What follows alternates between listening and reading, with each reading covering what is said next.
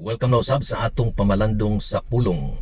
Daghan nga mga tao muangkon nga mga Kristiyano, pero walay kabangkaagan sa pulong ni Kristo. Kay sila wala man nagabasa o nagatuon sa pulong sa Dios nga mao ang Biblia. Sila nagapaabot lamang nga hungiton o tudluan sa ilang mga magbalantay nga mao ang mga pastor o mga pari. Wala mo tubo kay magpahungit lang kanunay sa ilang mga magbalantay. Mao nga naniguwang na lang sa ilang pagtuo, dugay na nga nagatuo pero bata lang gihapon ang kinaiya. Ang Biblia, mga kaigsuonan, mao ang pulong sa Dios nga mao ang tinapay nga atong kanon adlaw-adlaw. Sa pagampo ni Ginoong Hesus sa Lord's Prayer sa Matthew, si Jesus nagampo, hatagi kami karong adlaw sa tinapay nga among kaunon adlaw-adlaw.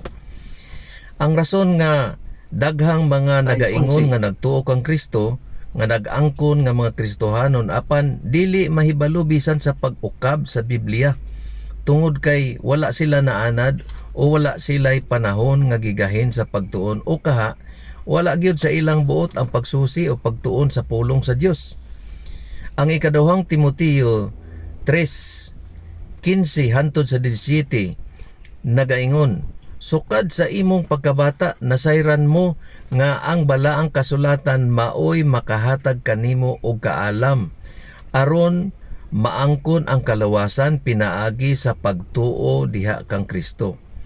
Ang tibuok nga kasulatan gisulat pinaagi sa gahom sa Dios og mapuslanon kini sa pagtudlo sa kamatuoran, sa pagbadlong, sa pagtul-id, sa sayop og pagtudlo sa matarong nga pagkinabuhi, aron nga ang tawo nga nagaalagad sa Dios maandam sa pagbuhat sa tanang maayong buhat.